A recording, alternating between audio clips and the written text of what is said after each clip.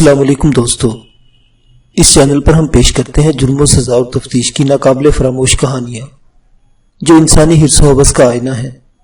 راوی ملک صفدر حیات، retired D S P. سزائے محبت، قسط نمبر 1۔ وہ موسم سرما کی ایک ٹھنڈی ٹار صبح تھی۔ کوشش کے باوجود بھی میں ذرا تاخیر سے تھانے پہنچا تھا۔ اس وقت تک عملے کے بیشتر افراد اپنے فرائض منصبی کی ادائیگی میں مصروف ہو چکے تھے۔ میں اپنی سیٹ پر آ کر بیٹھا ہی تھا کہ کانسٹیبل کمرے میں آ کر مجھے سلوٹ کیا، پھر بتایا، ملک صاحب، چودھری فرزند علی بڑی دیر سے آپ کا انتظار کر رہے ہیں۔ میں نے پوچھا، کون چودھری فرزند علی؟ موزہ کنگنی والا کے چودھری صاحب جناب، کانسٹیبل نے وضاحت آمیز لہجے میں کہا۔ ان کے ساتھ ایک عورت بھی ہے۔ ٹھیک ہے، انہیں اندر بھیج دو۔ کانسٹیبل سلوٹ کر کے کمرے سے نکل گیا۔ اس موزہ میں میرے قیام کو بھی زیادہ عرصہ نہیں گزرا تھا اور مذکورہ تھانے میں میری تعیناتی چند روز قبل ہوئی تھی۔ سابق تھانہ انچارج نے متعلقہ علاقے اور وہاں بسنے والے چیدہ اہم افراد سے مجھے غائبانہ متعارف کروا دیا تھا۔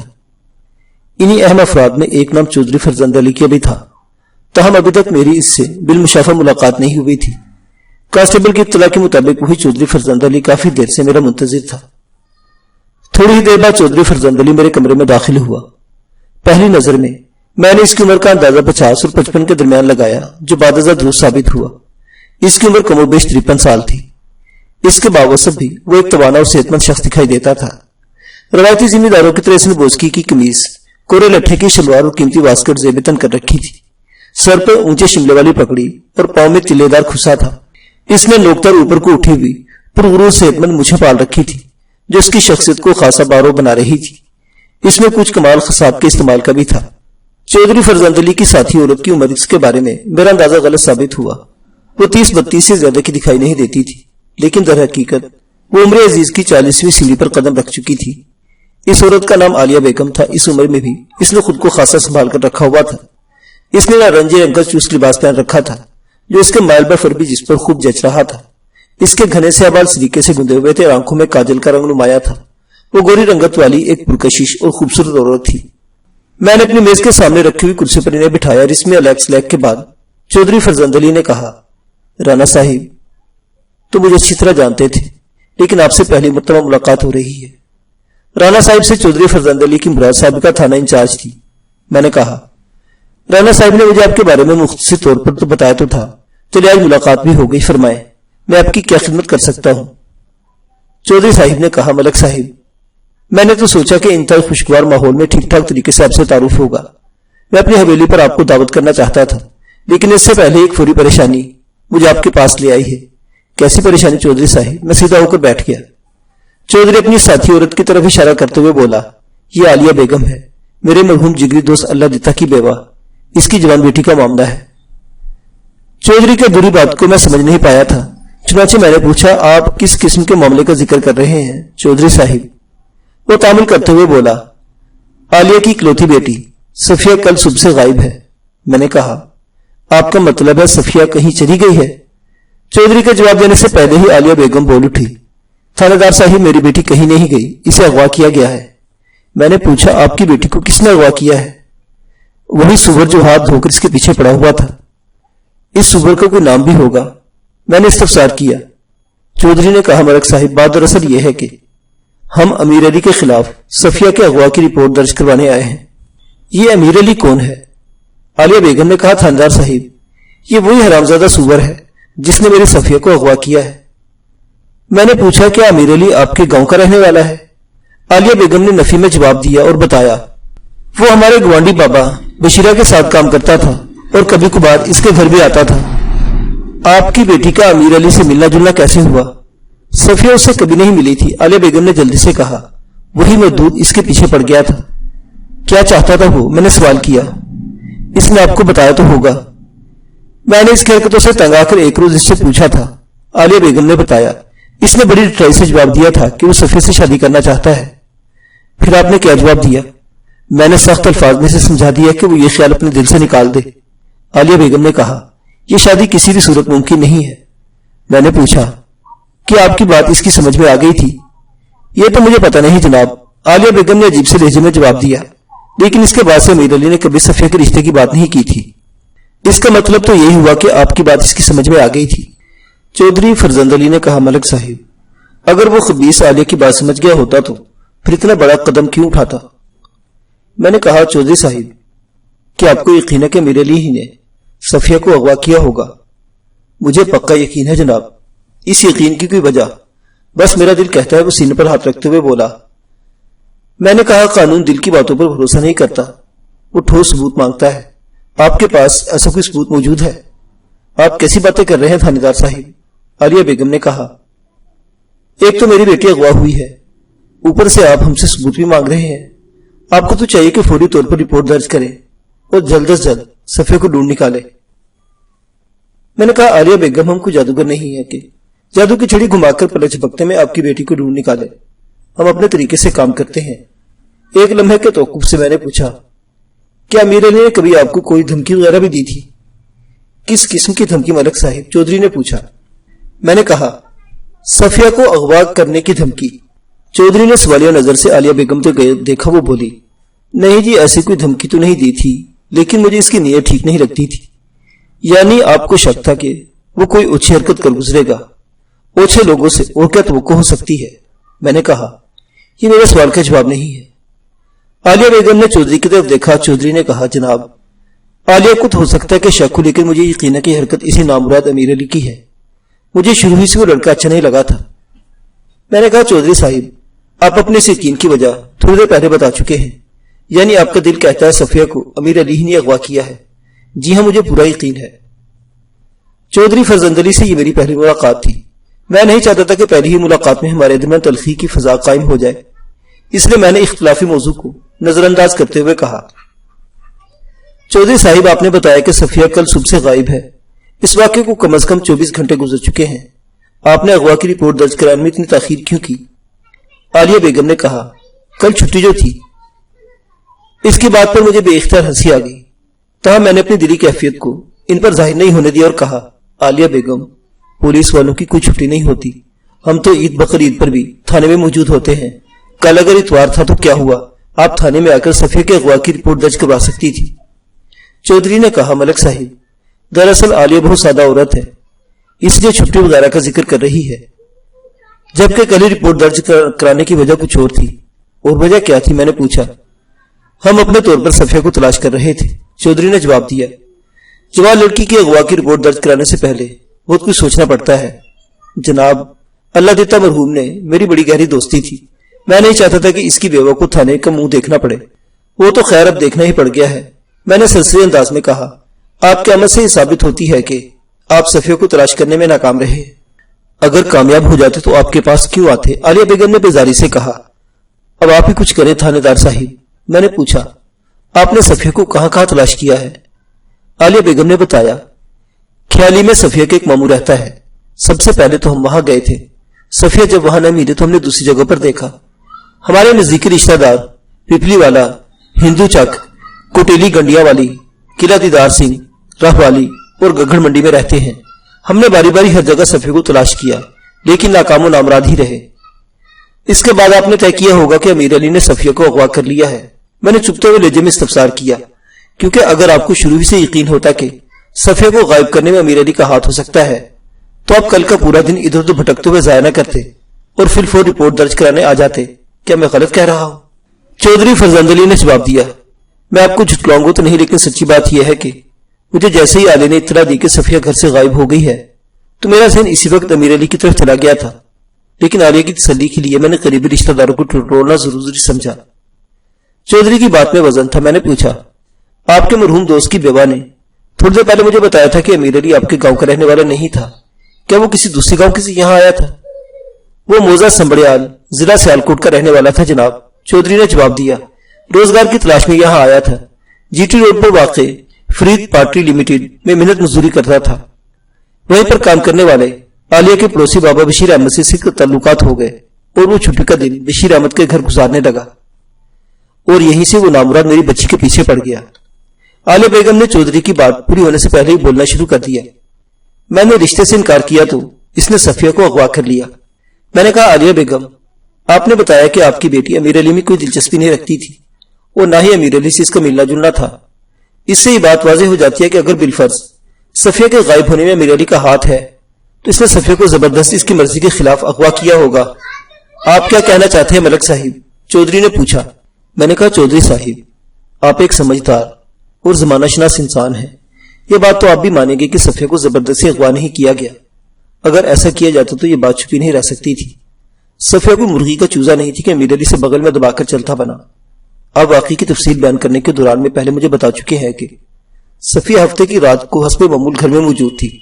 گھر کے تمام دروازے عالیہ بیگم نے خود اپنے ہاتھ سے بند کیے تھے اور سونے سے پہلے اس نے دروازوں کو ایک مرتبہ پھر چیک کیا تھا، لیکن اتوار کی صبح جب اس کی آنکھ کھلی تو صفیہ گھر میں موجود نہیں تھی۔ اس نے پہلے صفیہ کو پورے گھر میں تلاش کیا، پھر بیرونی دروازے کو دیکھا تو وہ کھلا ہوا ملا۔ تھوڑی دیر تک وہ صفیہ کا انتظار کرتی رہی، لیکن جب اس کی آمد کے آثار نظر نہ آئے تو عالیہ بیگم نے آپ کو اطلاع دی کہ صفیہ غائب ہو گئی ہے۔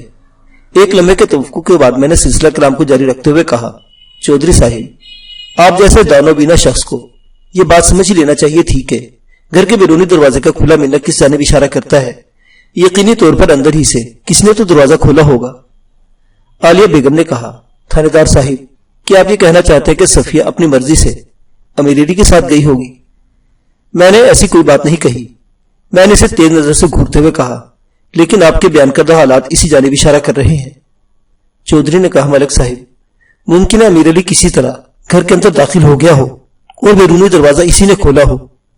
ایک بات کو ضرور ذہن میں رکھیں کہ امیر علی عالیہ بیگم کے پڑوس میں رہتا تھا اور دونوں گھروں کی درمیانی دیوار وہ مشکل 5 فٹ اونچی ہوگی جسے امیر علی بہت سہولت چھلانگ سکتا تھا۔ میں نے کہا، اس طرف میرا بھی دھیان گیا تھا، لیکن ایک بات مجھے الجھن میں ڈال رہی ہے۔ وہ کیا ملک صاحب؟ وہ یہ کہ میں نے کھنگار کر گلا صاف کیا اور کہا، اگر تھوڑی دیر کے لیے فرض بھی کر لیا جائے کہ صفیہ کو امیر علی نے اغوا کیا ہے اور اس میں صفیہ کی مرضی کا کوئی دخل نہیں تو پھر صفیہ کا خاموشی سے اغوا ہو جانا سمجھ میں نہیں آتا۔ اس نے اتنے بڑے واقعے کے خلاف کوئی مزاحمت، کوئی احتجاج کیوں نہیں کیا؟ یہ تو واقعی سوچنے کی بات ہے، چودھری نے پرخیال انداز میں کہا، لیکن ایک بات کا میں آپ کو یقین دلاتا ہوں ملک صاحب، صفیہ کا امیر علی سے کوئی تعلق واسطہ نہیں تھا۔ وہ تو اس سے بات کرنا بھی پسند نہیں کرتی تھی، کجا یہ کہ اپنی مرضی سے اس کے ساتھ خاموشی سے چلی جاتی۔ اب حقیقت جو بھی ہے وہ آپ کی تفتیش کے بعد ہی سامنے آئے گی۔ تفتیش شروع کرنے سے پہلے مجھے اپنے طور پر بھرپور تیاری کرنا ہوگی، میں نے خلا میں گھورتے ہوئے کہا۔ پھر عالیہ بیگم کی طرف دیکھتے ہوئے پوچھا، کیا صفیہ آپ ہی کے کمرے میں سوتی تھی؟ نہیں، وہ دوسرے کمرے میں الگ سوتی تھی، عالیہ بیگم نے جواب دیا۔ میں نے پوچھا، آپ کے گھر میں کل کتنے افراد رہتے ہیں؟ میرا مطلب ہے صفیہ اور آپ کے علاوہ کون کون؟ وہ میری بات کاٹتے ہوئے بولی، بس ہم دونوں ماں بیٹی ہی رہتی ہے۔ اس کی آواز بھر آ گئی۔ میں نے پوچھا، وقوع کے روز یعنی کل 15 دسمبر بروز اتوار صبح کتنے بجے آپ کی آنکھ کھلی تھی؟ اس نے تھوڑی دیر سوچنے کے بعد جواب دیا، میرا خیال ہے اس وقت 8 بجے تھے۔ کیا آپ روزانہ 8 بجے ہی بیدار ہوتی ہیں؟ میں عام طور پر صبح 6 بجے اٹھ جاتی ہوں، عالیہ بیگم نے جواب دیا۔ جانے کل 8 بجے تک کیسے سوتی رہی، آنکھ ہی نہیں کھلی۔ مجھے خود اس بات پر حیرت ہوئی تھی۔ بیدار ہونے کے بعد آپ نے کوئی خاص بات محسوس کی؟ اس نے جواب دیا، مجھے اپنا سر کچھ بھاری محسوس ہوا تھا۔ در حقیقت مجھے شروع سے بات ہضم نہیں ہو رہی تھی کہ صفیہ کو امیر علی نے زبردستی اغوا کیا ہوگا۔ اس کی سب سے بڑی وجہ تو وہ حالات تھے جو عالیہ بیگم اور چودھری فرزند علی نے مجھے بتائے تھے۔ میرے پیشہ ورانہ تجربے کی بنیاد پر صفیہ کی روپوشی میں اگر امیر علی کا ہاتھ تھا تو پھر یقینی بات تھی کہ وہ اپنی مرضی سے اس کے ساتھ گئی تھی۔ حالات بھی آہستہ آہستہ میری تھیوری کی تصدیق کر رہے تھے۔ عالیہ بیگم وقوع کے روز خلاف معمول 6 کے بجائے 8 بجے تک سوتی رہی تھی اور بیدار ہونے کے بعد اسے اپنا سر بھاری بھی محسوس ہوا تھا۔ میرے ذہن میں یہ خیال پیدا ہوا کہ ممکن ہے عالیہ بیگم کو دیر تک سلانے کا بندوبست خود صفیہ نے ہی کیا ہو۔ شک ہماری تفتیش کی اساس ہے، شک کے پیٹرول کے بغیر تفتیش کی گاڑی ایک قدم آگے نہیں بڑھتی، لہٰذا ہم کسی بھی معاملے کے چھوٹے سے چھوٹے پہلو کو بھی نظر انداز نہیں کرتے اور اکثر اوقات انتہائی معمولی اور غیر اہم نظر آنے والی بات آگے چل کر کیس کا پانسا پلٹ دیتی ہے۔ میں نے عالیہ سے پوچھا، آپ نے چودھری صاحب کو صفیہ کے بارے میں کب بتایا؟ میرا مطلب ہے کتنے بجے؟ میں نے اٹھنے کے بعد قریب 1 گھنٹہ صفیہ کی واپسی کا انتظار کیا تھا، عالیہ بیگم نے بتایا۔ اس کے بعد ہی میں چودھری صاحب کی حویلی گئی تھی۔ چودھری نے کہا، عالیہ میرے پاس لگ بھگ 9 بجے پہنچی تھی۔ میں نے عالیہ سے پوچھا، چودھری صاحب کی حویلی میں جانے سے پہلے آپ نے اپنے اڑوس پڑوس میں صفیہ کے بارے میں معلوم نہیں کیا؟ میں نے بابا شیر احمد کے گھر سے امیر علی کے بارے میں پوچھا تھا، وہاں سے کیا جواب ملا تھا؟ عالیہ بیگم نے بتایا، بشیر احمد کی بیوی مختار بیوی نے بتایا کہ امیر علی کچھ بتائے بغیر صبح صبح وہاں سے روانہ ہو گیا تھا۔ آپ نے صفیہ کے بجائے امیر علی کے بارے میں کیوں پوچھا؟ میں صفیہ کی گمشدگی کو ظاہر نہیں کرنا چاہتی تھی۔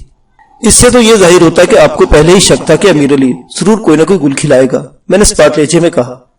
اپنی بیٹی کو گھر میں موجود غیر پا کر آپ نے سب سے پہلے امیر علی کے بارے میں معلومات حاصل کرنے کی کوشش کی تھی، کیا میرا اندازہ درست ہے؟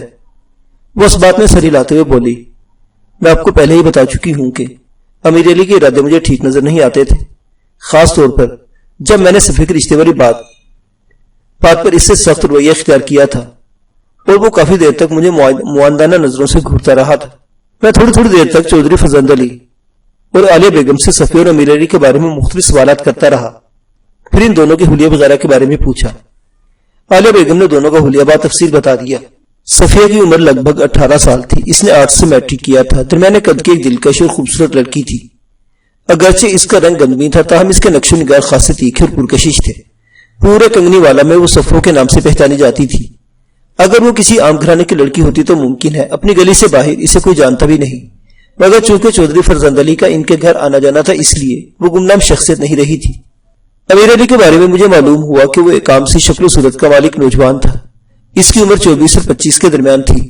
اس نے داڑھی رکھی ہوئی تھی اور اپنے لباس سے وہ ایک سیدھا سادہ شخص دکھائی دیتا تھا۔ وہ دن بھر فرید پاٹری میں کام کرتا اور رات کو وہیں چوکیدار کے کمرے میں سوتا تھا۔ البتہ بابا بشیر احمد سے اس کی دوستی پکی ہو گئی تو چھٹی کا دن وہ بابا بشیر احمد کے گھر میں گزارنے لگا تھا۔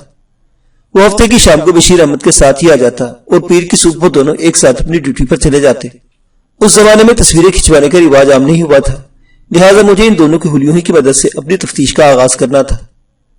میں نے صفیہ کے اغوا کی رپورٹ درج کر لی اور چودھری فرزند علی سے کہا، چودھری صاحب، سب سے پہلے تو میں وقوع کا معائنہ کروں گا، اس کے بعد ہی صفیہ کی تلاش کا کام شروع ہوگا۔ ضرور ضرور، وہ تیزی سے سر ہلاتے ہوئے بولا، آپ ابھی میرے ساتھ تشریف لے چلیں، تھانے کے باہر میرا پرائیویٹ ٹانگا کھڑا ہے۔ میں نے کہا، آپ کی اس پیشکش کا شکریہ چودھری صاحب، دراصل یہاں تھانے میں ایک دو نہایت ضروری کام مجھے نمٹانا ہے، میں کچھ دیر کے بعد آ جاؤں گا، آپ چلیں۔ چودھری نے کہا، جیسی آپ کی مرضی، میرا تو خیال تھا آپ ہمارے ساتھ چلتے۔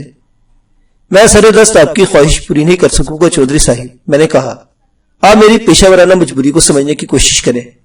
ٹھیک ہے، اٹھ کر کھڑا ہو گیا، پھر عالیہ بیگم کی طرف دیکھتے ہوئے بولا، چلو عالیہ، ہم چلتے ہیں، ملک صاحب بعد میں آ جائیں گے۔ پھر اس نے میری طرف دیکھتے ہوئے کہا، ملک صاحب، میں یہاں سے سیدھا اپنی حویلی پر جاؤں گا، عالیہ بھی میرے ساتھ ہی ہے، آپ سیدھے حویلی پر ہی آ جائیں، پھر میں آپ کو اپنے ساتھ موقع پر لے چلوں گا۔ میں نے پوچھا، عالیہ بیگم اپنے گھر نہیں جائے گی؟ فی الحال تو یہ میرے ساتھ ہی حویلی جائے گی، چودھری نے جواب دیا، گھر میں تو صبح تالا ڈال دیا ہے، آپ آئیں گے تو آپ کو تالا کھول کر گھر دکھا دیں گے۔ چودھری میرے کمرے سے نکلنے لگا تو میں نے کہا، ایک منٹ چودھری صاحب۔ وہ رک گئے، مڑ کر سوالی نظروں سے مجھے دیکھنے لگا۔ میں نے پوچھا، چودھری صاحب، کیا صفیہ کی گمشدگی یا بقول آپ کے صفیہ کے اغوا کی خبر کنگنی والا میں عام ہو چکی ہے؟ نہیں ملک صاحب، چودھری نے نفی میں سر ہلاتے ہوئے جواب دیا، ابھی تک ہم نے اس واقعے کو خفیہ رکھا ہوا ہے۔ عالیہ بیگم نے کہا، میں نے روز پڑوس میں کہہ دیا ہے کہ صفیہ کچھ دنوں کے لیے قلعہ دیدار سنگھ گئی ہوئی ہے۔ میں تو ویسے بھی چودھری صاحب کی حویلی میں آتی جاتی رہتی ہوں، اس لیے صفیہ کے بارے میں کسی نے تشویش ظاہر نہیں کی اور نہ ہی ہمارے بند گھر کے بارے میں کوئی سوال کیا گیا ہے۔ میں نے کہا، عالیہ بیگم، آپ گزشتہ روز چودھری صاحب کے ساتھ اپنے جن رشتہ داروں کے یہاں صفیہ کو ڈھونڈتی رہی ہیں، وہ تو اس واقعے سے باخبر ہو گئے ہوں گے؟ بالکل نہیں جناب، عالیہ بیگم کے بجائے چودھری فرزند علی نے جواب دیا، ہم نے ان پر یہ ظاہر نہیں ہونے دیا کہ ہمیں صفیہ کی تلاش ہے، بلکہ عالیہ بیگم نے سب کو یہی بتایا تھا کہ میں زمینوں کی خریداری کے سلسلے میں بھاگ دوڑ کر رہا ہوں۔ میں نے ستائشی نظر سے عالیہ بیگم کو دیکھا اور کہا، بہت خوب، آپ ایک ذہین عورت ہیں، آپ نے بڑی خوبصورتی سے موقع محل کی مناسبت سے صورتحال کو نبھایا ہے۔ وہ اپنی تعریف سن کر خوش ہو گئی، لیکن خوشی کا یہ تاثر بیٹی کی گمشدگی کے غم میں دب کر رہ گیا۔ تھوڑی دیر کے بعد وہ دونوں رخصت ہو گئے۔